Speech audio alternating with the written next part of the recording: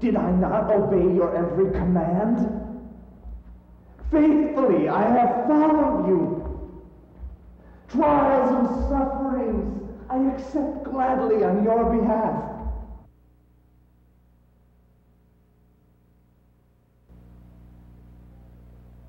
It's called The Romance of the Monk, and this is why you see me like this. I'm deeply influenced. Tell us about the piece, please. Where would you like to start? Well, let's start with the title. Why is it called Romance of the Monk? I love it, but why? The title is based on the book that the piece is based on. The piece... Which book now? It's called The Monk, written by Matthew Lewis in 1795. Matthew Lewis was 19 years old when he wrote the book. And you can tell from the book itself that he was quite impassioned as he was writing it, and pretty imaginative. But the thing that I liked about the book was that it was a precursor to a lot of other Gothic novels, like Wuthering Heights and other people. So, The Romance of the Monk is a pun on that, the fact that it's a pun off the book. And also, in the story itself, the monk has a few romances. So it's a pun with that too. So that's where the title comes from.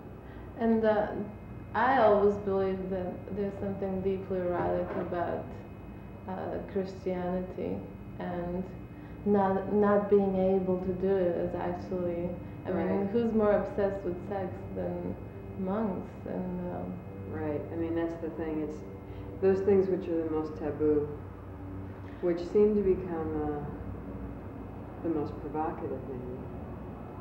And Catholicism especially, because it's got all those wonderfully sensuous rites. No. No? I'm not. I was brought up Christian Scientist and Episcopalian. That's interesting. Yeah, mostly Episcopalian. So it was close, but not quite.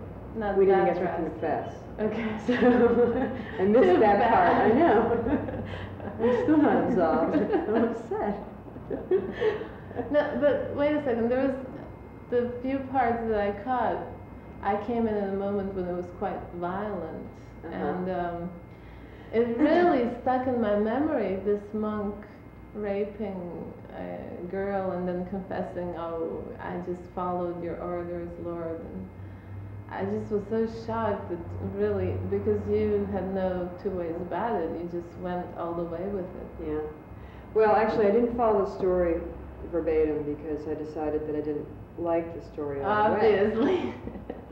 And it's the 1980s. Right, exactly. So, in the story itself, the other reason I was interested in the book was because it seemed like one of the origins of a story which all of us know, a monk going bad, or somebody who's very virtuous going bad, right, in a position where he should be virtuous. So he was also in a position where he was high up in the hierarchy of the church, which is still representative of like a patriarch now that's looked at with great respect. Well, I don't have as much respect for it as maybe even Matthew Lewis did, but I felt that it was an example of a story that's been followed through since then. You can see it on soap operas, you can see it in commercials, you can see, the sort of order of like who's at the top and who's at the bottom, how women are painted, it's all there. But I couldn't quite buy the whole story, although I was definitely interested in presenting it with a slant. I'm sorry. That's okay. Do you notice the same hierarchy in the art world? Oh yeah.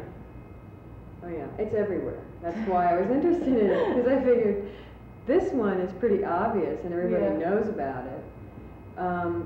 So it's like one of the historical ones. But the reason I'm presenting it sort of even in a historical fashion is because it can be translated into anything else. I mean, the corporations that exist today, our government, whatever. Everything, relationships. I mean, I just heard that at the AFI festival, of all the artists who were showing videotapes, just the artists themselves, not the group tapes, there's only one woman. You know, back to the piece, you said that there was a part that you saw at the end which was very violent. In the novel itself, there's a very strange logic that the monk takes on as far as his own sort of fall.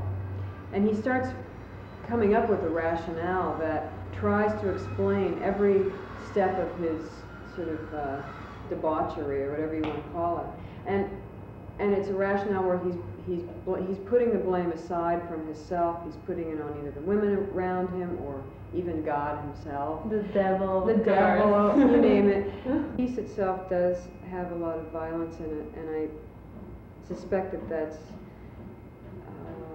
upsetting to some people to watch, but I didn't want to, I was very interested in these issues and presenting them as strongly as I could so that it would slap people in the face. I'm not interested in sort of holding back, so I suppose that's why it's good. There's no reason you should.